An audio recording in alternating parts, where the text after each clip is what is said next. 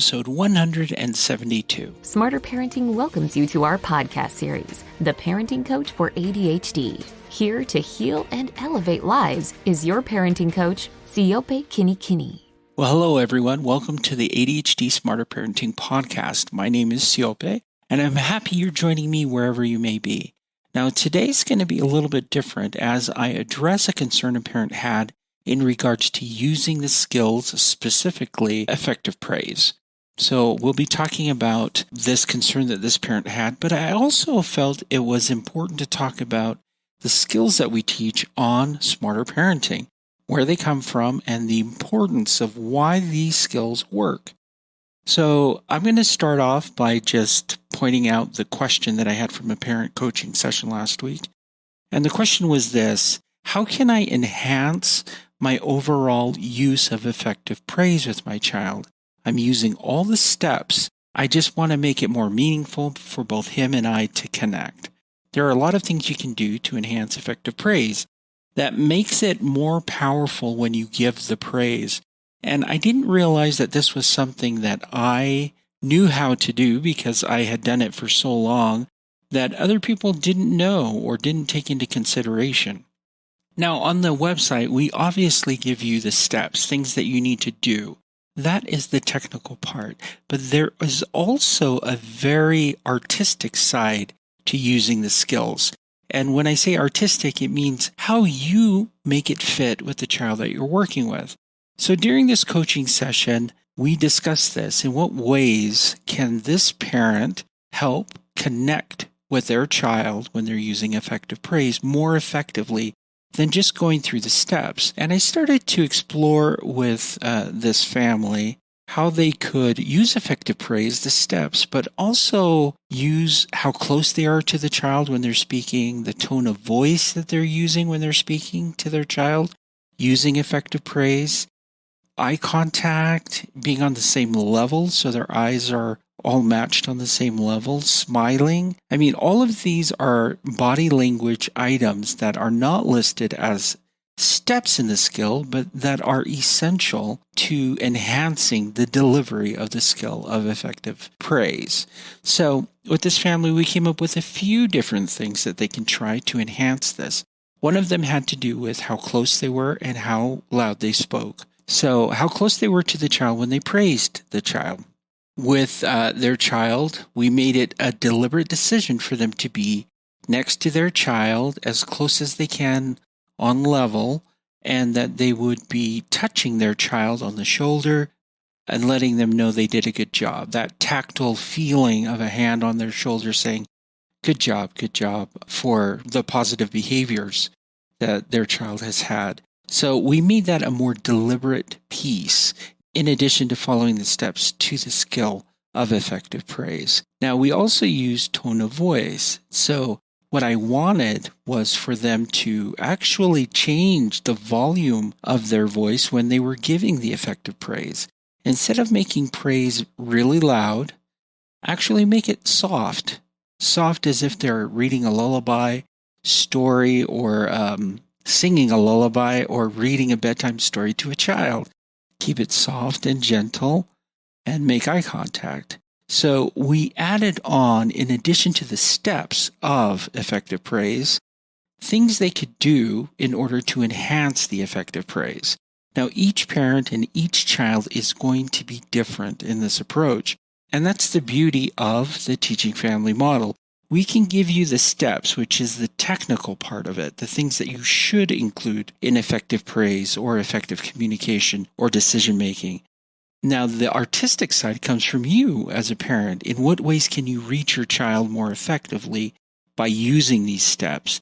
And really, the most successful parents are able to balance out the two.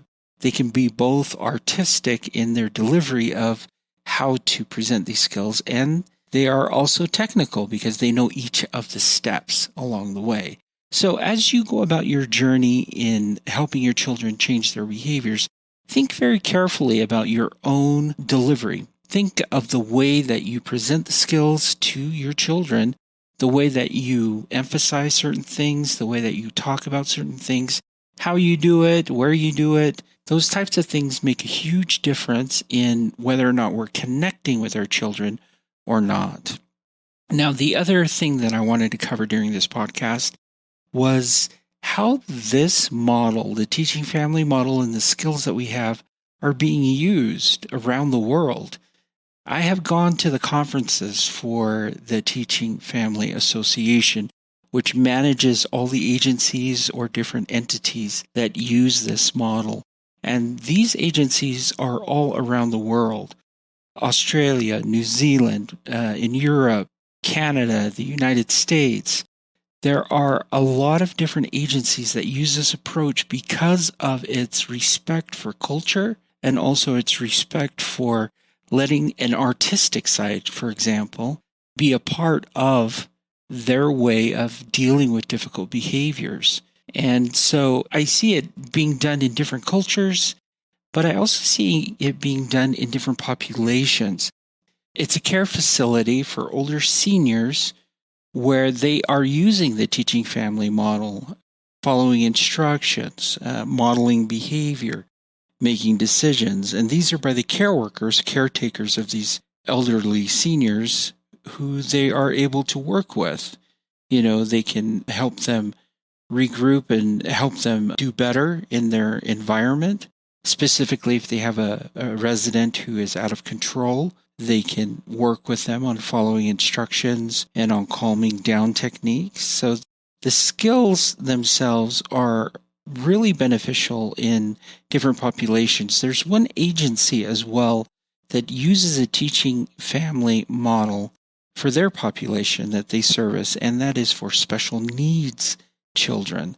So they do some adapting of how they deliver the skills. The skill steps are the same. The technical pieces are the same. However, the artistic side in dealing with this particular group is adjusted to meet their needs. And they've been using the teaching family model for years with their population in helping children with special needs. We had during one of the conferences a group from New Zealand, and they were looking for a treatment model that would be respectful for their culture, the Maori culture. And in talking to them, they had gone through so many different programs, and they found that the teaching family model was the one that was most respectful for their cultural needs. And again, we give them the technical pieces. These are the things that need to be included in your effective praise or your decision making. And there's an artistic side where you bring your identity into the arrangement and the relationship that can make all the difference. And it's a combination of these two that really make things successful. So I wanted to share this with you because I think it's an important topic for parents to think about. You can do and follow instructions to the T, but unless you have an artistic side to it or a side to it that is personalized, that then is less effective. You have to have that other side. You have to have that artistic side to recognize in what ways am I going to make this mine and make it fit for my child. So I challenge you, choose a skill, find a way that you can connect individually with your child and use it and see the changes happening in their lives. That's it for me this week, and I hope you have a great week. And I will be looking forward to sharing more information with you in the future. All right, I'll talk to you later. Bye.